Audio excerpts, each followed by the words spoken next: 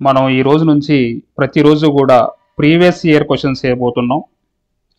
Previous year questions చేయడం వల్ల, దీన్ని నేర్చుకోవడం వల్ల ఏంటి లాభం అంటే, to understanding the exam pattern. First exam pattern అనేది అర్థం చేసుకుంటాం. అలానే to identify the important topics. మనం చదివే సబ్జెక్టులో ఇంపార్టెంట్ టాపిక్స్ ఎక్కడి నుంచి వస్తున్నాయి ఏంటి అనేది అర్థమవుతుంది. అలానే ఇంప్రూవింగ్ టైం మేనేజ్మెంట్, ఇది చాలా ముఖ్యమైనది. అలానే బూస్టింగ్ కాన్ఫిడెన్స్, మనకి కాన్ఫిడెన్స్ అనేది పెరుగుతుంది. అలానే లెర్నింగ్ ఫ్రమ్ మిస్టేక్స్, మనం చేసిన తప్పుల నుంచి అసలు ఎక్కడ మిస్టేక్స్ చేస్తాం కూడా మనం లెర్నింగ్ చేస్తూ ఉంటాం. ఇవన్నీ కూడా కాబట్టి మనం మొదటిగా ఇప్పుడు ఈరోజు ఏపీఎస్సి గ్రూప్ 2 2025లో మెయిన్స్ పేపర్ 2లో ఇండియన్ ఎకానమీలో ఒక ప్రశ్న నుంచి మొదలు పెడదాం. ఈ ప్రశ్న చూడండి ఒకసారి. National multi dimensional poverty index MPI, దీన్ని అంచనా వేయడానికి ఏ భారతీయ సంస్థ బాధ్యత వహిస్తుంది? ఇది మనల్ని ఎగ్జామ్లో నేరుగా అడిగాడు. దీనికి ఆన్సర్ ఏంటి? దీనికి ఆన్సర్ మీ అందరికి కూడా తెలుసు, నీతి ఆయోగ్.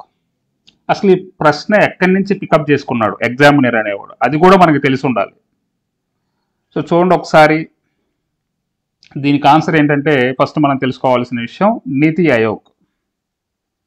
అయితే ఇక్కడ చూడండి, నీతి ఆయోగ్ దీని ఆన్సర్ మనకి ఎగ్జామినేషన్ సిలబస్ బ్లూ ప్రింట్లో ఇండియన్ అండ్ ఏపీ ఎకానమీ, ఇందులో మనకి మొదటి యూనిట్లో నీతి ఆయోగ్ అనేది ఇవ్వబడింది. అంటే కరెక్ట్గా మనకి సిలబస్ నుంచే ఈ ప్రశ్న ఇవ్వడం జరిగింది. నీతి ఆయోగ్ గురించి ప్రతి అంశం గురించి కూడా మనం తెలుసుకొని ఉండాలి కాబట్టి ఈ ప్రశ్న మనల్ని అడగడం జరిగింది. ఇక్కడ చూడండి, ఇది పిఐబి నుంచి వచ్చింది, 15 జనవరి 2024. అంటే మీ అందరికి కూడా తెలియాల్సిన అంశం ఏంటంటే, ఇప్పుడు ఒక ఎగ్జామ్ ఉందంటే ఎగ్జామ్కి సంబంధించి సంవత్సరం ముందు వరకు కూడా ఎగ్జామినర్ అనేవాడు ఒక అంశం గురించి ఏమేమి అంశాలు తీసుకోవాలనేది అంచనా వేసి పేపర్ ఇవ్వడం జరుగుతుంది. ఇది 15 జనవరి 2024 పిఐబిలో పడిన అంశం. ఇక్కడ ఏమని ఇచ్చాడంటే చూడండి ఒకసారి, గత 9 సంవత్సరాలలో 24.82 కోట్ల మంది భారతీయులు బహుమితీయ పేదరికం నుంచి బయటపడ్డారని ఇక్కడ ఇవ్వడం జరిగింది.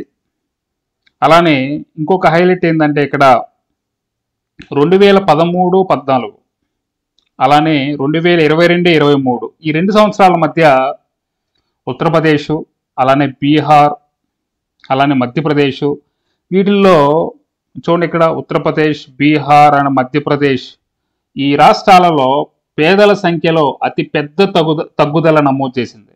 ఇది చాలా హైలైట్ అయింది. అలానే ఇంకా విషయం చూడండి ఇంకొకటి, India is likely to achieve SDG target 1.2. మనకి ఎస్డిజి 1 తెలుసు, పేదరికాన్ని అంతమొందించడం. 1.2 ఏముంటుందంటే బహుమతీయ పేదరికాన్ని కనీసం సగానికి తగ్గించాలి. అదే ఇక్కడ ఇవ్వడం జరిగింది, reducing multi dimensional poverty by at least half much ahead of 2030, 2030 నాటికి సగానికి తగ్గించాలని ఉంటుంది. కాబట్టి ఈ అంశాలన్నీ కూడా పిఐబిలో ఇవ్వడం జరిగింది. అంటే ఎగ్జామినరు ఎగ్జాక్ట్గా మనకి దీని నుంచే కదా ప్రశ్న అడిగింది. చూడండి ఒకసారి, మీరు పిఐబిలోకి వెళ్ళి నీతి ఆయోగ్ అనేది ఓపెన్ చేస్తే ప్రతి అంశం కూడా మీరు దాని నుంచి ఎంతో కొంత నేర్చుకోగలగాలి. చాలా లైట్గా అడిగాడు, లోపలికి వెళ్ళి అడగలేదు. ఇంకా మనల్ని ప్రశ్న చాలా లైట్గా అడిగాడు. కాబట్టి ఇది దీని గురించి. మరొక ప్రశ్న చూద్దాం తర్వాత. Thank you.